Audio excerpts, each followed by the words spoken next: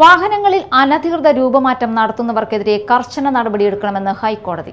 അനധികൃതമായി ഘടിപ്പിക്കുന്ന ഓരോ ഉപകരണത്തിനും പ്രത്യേകം പിഴ ഈടാക്കണമെന്നും കോടതി നിർദ്ദേശിച്ചു. റോഡ് യാത്രക്കാരുടെ സുരക്ഷയ്ക്ക് ഭീഷണിയാകുന്ന രൂപമാറ്റങ്ങൾ അനുവദിക്കാനാകില്ലെന്നും ഡിവിഷൻ ബെഞ്ച് വ്യക്തമാക്കി.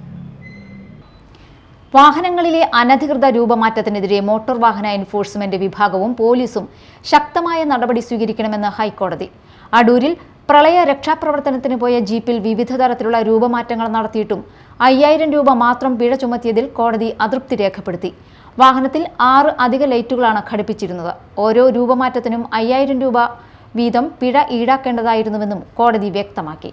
നിയമപ്രകാരം അനുവദിച്ചിട്ടില്ലാത്ത ഉപകരണങ്ങൾ വാഹനങ്ങളിൽ ഘടിപ്പിക്കാൻ കേരള മോട്ടോർ വാഹന ചട്ടത്തിലെ 334 വകുപ്പ് ഉപയോഗിച്ച് ഇളവ് നൽകാനാകില്ലെന്നും ജസ്റ്റിസുമാരായ അനിൽ കെ നരേന്ദ്രൻ, എസ് മുരളീകൃഷ്ണ എന്നിവരടങ്ങിയ ഡിവിഷൻ ബെഞ്ച് വ്യക്തമാക്കി. വാഹനങ്ങളുടെ രൂപമാറ്റവുമായി ബന്ധപ്പെട്ട് സ്വമേധയാ പരിഗണിക്കുന്ന ഹർജിയിലാണ് കോടതിയുടെ പരാമർശം. സ്വീകരിച്ച നടപടികൾ വിശദീകരിച്ച് റിപ്പോർട്ട് നൽകാൻ സർക്കാർ സമയം തേടിയതിനെ തുടർന്ന് ഹർജി സെപ്റ്റംബർ 7 മാറ്റി. രക്ഷാപ്രവർത്തനങ്ങൾക്ക് പോലീസിന്റെ കൈവശമുള്ള ഗൂർഖ വാഹനം ഉപയോഗിക്കാമെന്നും കോടതി ചൂണ്ടിക്കാട്ടി.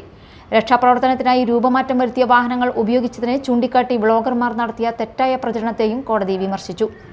അതിതീവ്ര പ്രകാശമുള്ള ലൈറ്റുകൾ, റെഡ് ബ്ലൂ സ്ട്രോപ്പ് ലൈറ്റുകൾ, മൾട്ടി കളർ ലൈറ്റുകൾ, വീൽ സ്പേസറുകൾ, അനുവദനീയ പരിധിക്കപ്പുറമുള്ള വീതിയേറിയ ടയറുകൾ തുടങ്ങിയ രൂപമാറ്റങ്ങൾക്കെതിരെ കർശന നടപടി വേണമെന്നും കോടതി നിർദ്ദേശിച്ചു.